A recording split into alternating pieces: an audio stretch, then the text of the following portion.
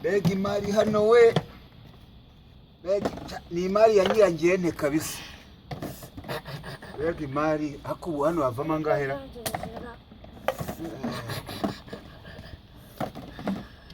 Ariko sha wakanawe, ko mbona wikandagura mu mutwe, ubundi urwaye iki? Urwaye umutwe. Urwaye umutwe? Ubundi si ubwo umutwe wawe wundi ugutekereza neza, ubwo indwara ntizawufunze? Erega hari indwara zibabaza n'izitababaza. Ejo nagerageje imiti yose biranga. Ngiye mu buriri mbyuka umutwe wakize. Urumva imiti maze iki? Uzi ko buryo uburiro ari umuti koko?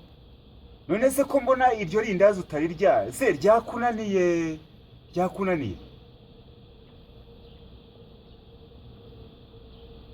Kutansubiza se? Nose mwanga kungurira amandazi narwaye, mukayangurira ndwaye. Wanga kungurira akanyama. Akanyama se ubwo niko gakubabaje koko? Nimugoroba turakararira nta kibazo.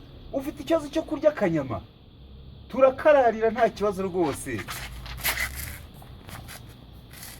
Wowe mva ibyo nkuba, ngo urashaka inyama?